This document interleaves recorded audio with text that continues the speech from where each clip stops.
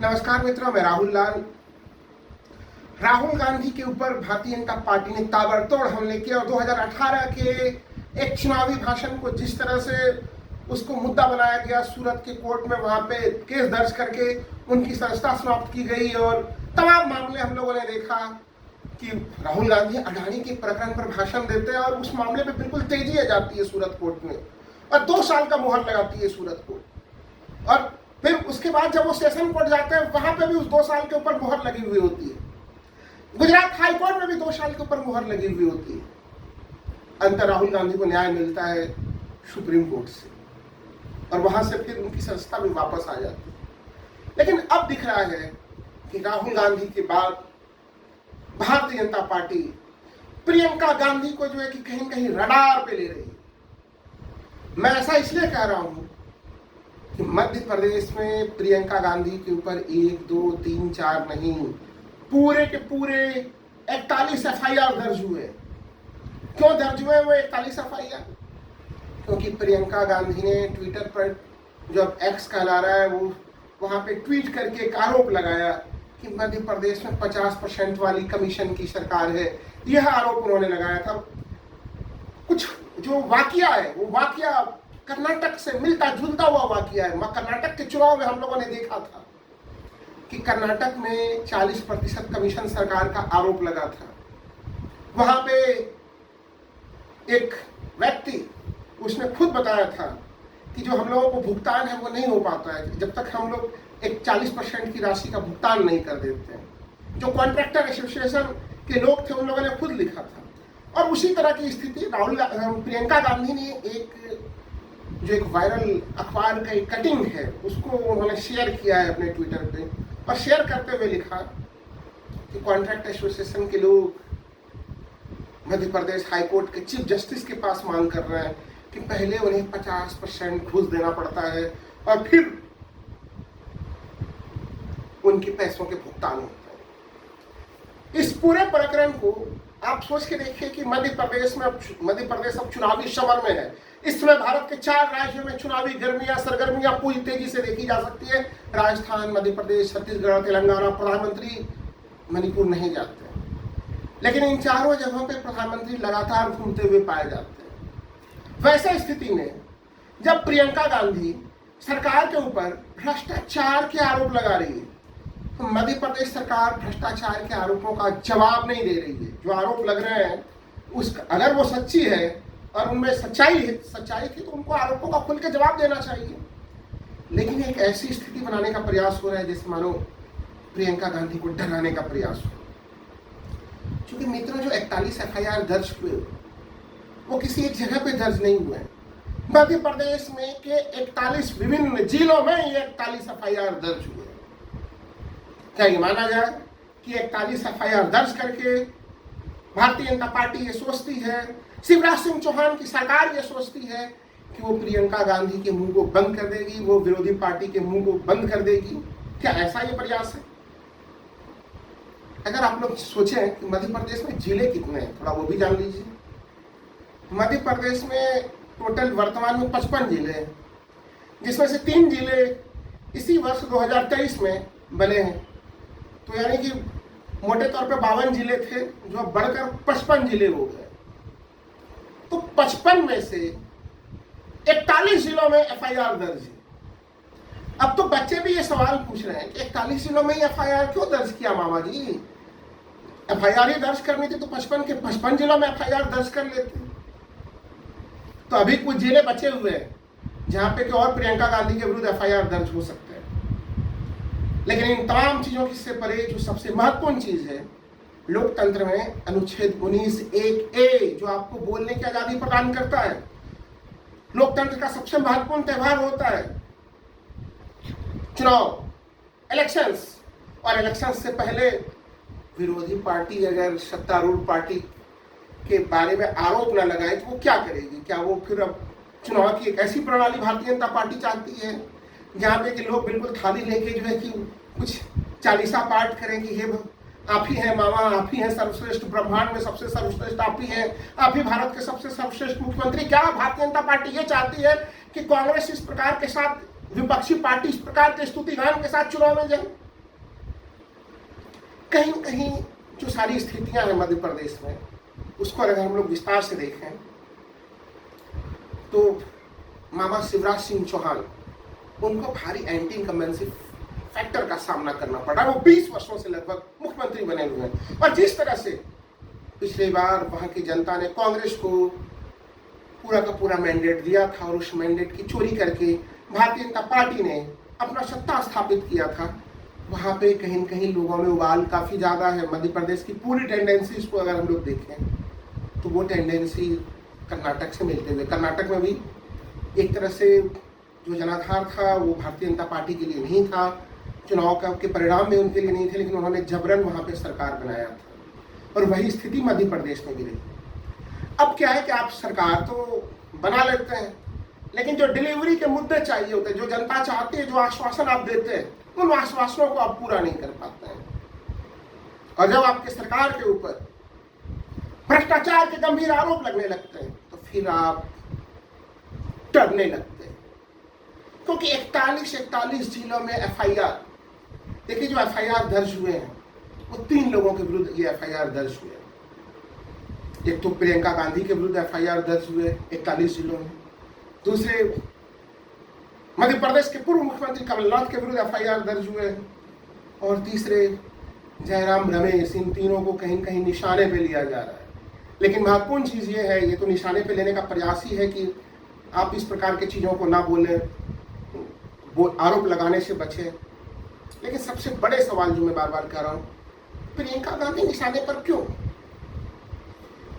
इसके लिए आपको 2 चुनाव देखने पड़ेंगे मित्रों, हिमाचल प्रदेश और कर्नाटक। इन दोनों चुनावों की जीत में प्रियंका गांधी की बड़ी महत्वपूर्ण भूमिका थी।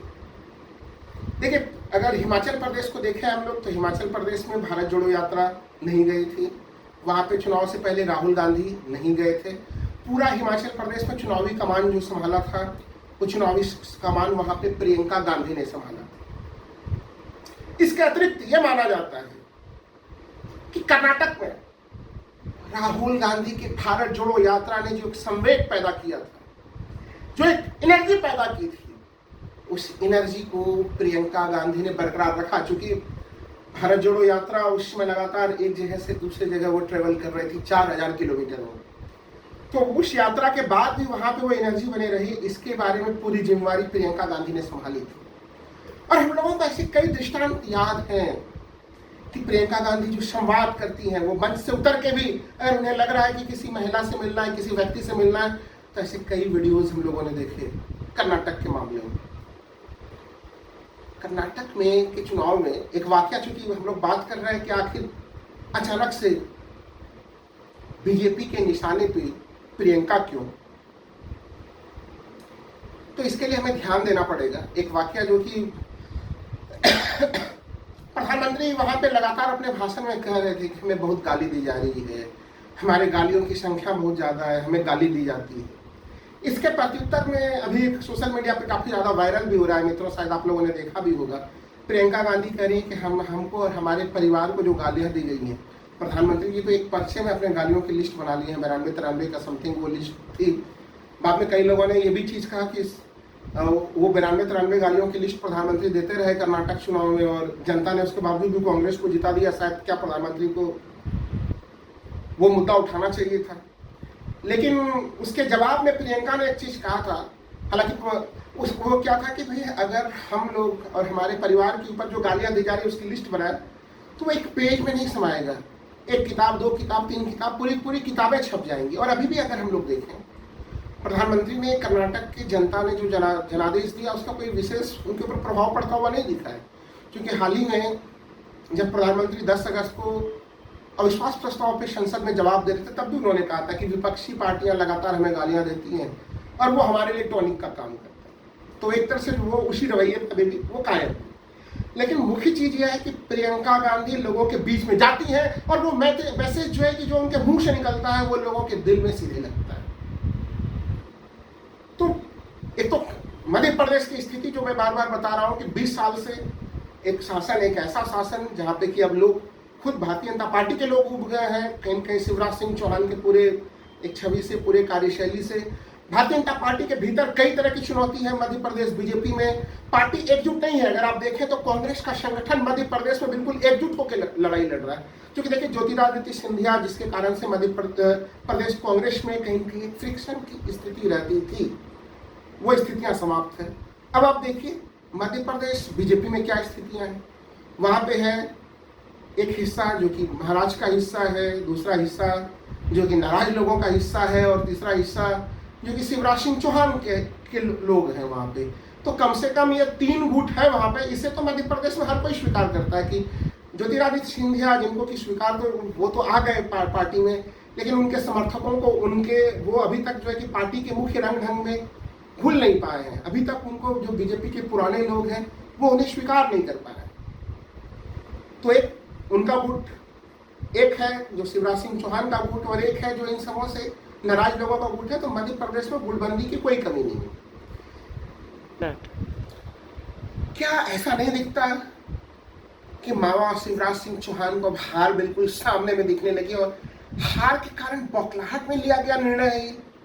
क्योंकि देखिए जब आप चुनाव के समय में इस तरह से ताबड़तोड़ हमला करते हैं देश के किसी एक सबसे बड़े प्रतिष्ठित, सबसे बड़े विपक्षी नेता के ऊपर, तो भारत है, भावनाओं का देश है, और इस भावनाओं के देश में सिंपैथी फैक्टर कितना मजबूती से काम करता है। मैं अगर आपको डंके के चोट पर विश्लेषण करूं तो मैं कह सकता हूं कि इन 41 FIR के माध्यम से शिवराज सिंह चौहान ने अपने ही पैर पे और ज्यादा कुल्हाड़ी मार ली है। अगर वो ये सोचते हैं कि वो प्रियंका गांधी को डरा देंगे, वो कमलनाथ को डरा देंगे, वो जयराम रमेश को डरा देंगे इस प्रकार के FIR करके, तो फिर ये लग रहा है कि वो किसी मुगालते में है, किसी और चीज में है। कांग्रेस नहीं डरेगी। वो ऐसे स्थिति में तो प्रियंका गांधी प्रयास करेंगी कि आप उनको भले ही उनको जेल में डाल दीजिए। उन नेता जेल जाता है और लोकप्रिय होता है, उनके प्रति पूरे देश भर में उनके लोकप्रियता में और वृद्धि हो जाएगी। ये तमाम चीजें हो सकती हैं। शिवराज सिंह चौहान को लेके जो नेगेटिव न्यूज है वो सत्तारूढ़ विपक्ष की तरफ से तो बाद में आता है मित्रों। जब भारत जोड़ो यात्रा संपन्न हुई थी और मध्य प्रदेश से गुजरी थी, तभी भारतीय जनता पार्टी ने एक आंतरिक सर्वे वहां पे कराया था जो मीडिया में चर्चा में था। उस समय आप अगर देखेंगे कि वहां से वो यात्रा निकली थी और मीडिया में वो रिपोर्ट चर्चा में थी, और उसमें कहा गया था कि भारत जोड़ो यात्रा ने मध्य प्रदेश में कहीं न कहीं जो बीजेपी की स्थिति उसको काफी कमजोर किया। तो बीजेपी की स्थिति वहां पे कमजोर है, वहां पे बीजेपी कोई अच्छे हालत में नहीं है। वो एक हारी हुई लड़ाई को जीतने की कोशिश कर रही है, लेकिन क्या हारी हुई लड़ाई को FIR दर्ज करके आप जीतने का प्रयास करेंगे? लग रहा है कि चाणक्य अमित शाह ने अभी मध्य प्रदेश के लिए बहुत तगड़ी रणनीति नहीं बनाई है क्या, या फिर उन्होंने रणनीति बनाई है तो क्या उन रणनीतियों में समुचित सहयोग नहीं कर रहे हैं? क्योंकि चाणक्य अमित शाह लगातार अगर हम लोग देखें पिछले कुछ समय में तो वो बहुत ज़्यादा उन्होंने भोपाल में काफ़ी समय गुजारा है। वो लगातार दिल्ली भोपाल चाणक्य अमित शाह करते रहते हैं। फिर उसके बावजूद भी भारतीय जनता पार्टी से इस प्रकार की गड़बड़ी कैसे हो रही है? वो जीत कि हारने वाले लड़ाई को बिना एक कांटे का टक्कर देने वाली लड़ाई बनाने के वृक्ष वो उसको कमजोर बना रहे हैं। यानी वहां पे कांग्रेस की स्थिति को आप खुद ही मजबूत करने की तरफ आप अग्रसर कर रहे हैं। इसमें जरूरत ये था, देखिए जब हम लोग बातचीत कर रहे हैं, ये 15 अगस्त का समय है, हम लोग 15 अगस्त के पूर्व संध्या पे हैं। अब देश 15 अगस्त में स्वतंत्रता आंदोलन की पूरे के पूरे स्वतंत्रता की चीजों को स्मरण करेगा। सबसे महत्वपूर्ण चीज है आजादी, और आजादी में है अभिव्यक्ति की आजादी। लोकतंत्र में अगर विपक्ष सरकार की आलोचना नहीं कर सकेगा तो आप यकीन मानिए कि आपके लोकतंत्र में भारी कमी रह जाएगी। कल आप भी किसी संकट और मुसीबत में फंसेंगे, और अगर सत्तारूढ़ शासन के किसी कमी का, किसी खमियाजे का आप शिकार हो रहे हैं, आपके लिए कौन आवाज उठाएगा? विपक्ष आवाज उठाएगा। लेकिन अगर विपक्ष को ही इस तरह से कुचलने के प्रयास होंगे तो यह लोकतंत्र में कोई बहुत बेहतर परंपरा नहीं है। हम लोग पार्लियामेंट्री डेमोक्रेसी में है जहाँ पे कि हमेशा आरोप प्रत्यारोप तमाम तरह की चीजें चलते रहती है। प्रधानमंत्री तो कुछ भी बोलते। प्रधानमंत्री जी ने अभी दावा कर दिया कि दरभंगा में जो है कि एम्स बन चुका है, जबकि वहां पे एम्स की कोई नींव भी नहीं डाली गई। उनके ऊपर तो कोई जो है कि FIR किसी ने दर्ज नहीं कराई। तो ये चीजें अच्छी चीज नहीं है। हालांकि अच्छी बात है जो भी इनके, हमें लग रहा है कि जो शिवराज सिंह चौहान के जो रणनीतिक सलाहकार हैं उन राजनीतिक सलाहकारों ने भी उन्हें डुबाने में कम भूमिका नहीं अदा की। उनके गृह मंत्री राजी को संभालने पे कम ध्यान देते हैं। और पठान में फिल्म में किस अभिनेत्री ने किस कलर की कौन से कपड़े पहने हैं उसके ऊपर वो ज्यादा मुखर दिखते हैं। वो फिल्म जगत के लोगों को डराने में उनकी दिलचस्पी ज्यादा होती है। हमें लग रहा है कि कुछ इस प्रकार के लोगों के जो थिंक टैंक बने हैं वहां पे, कहीं उनका प्रभाव ना हो कि उन्होंने ही दे दिया हो कि भाई 41 FIR अलग अलग जगहों पे दर्ज कर दो। आप यकीन मानिए ये 41 FIR भारतीय जनता पार्टी के मध्य प्रदेश के शासन में काफी महंगे पड़ने वाले हैं और इसका खामियाजा बीजेपी को मध्य प्रदेश में भुगतना पड़ेगा। धन्यवाद मित्रों।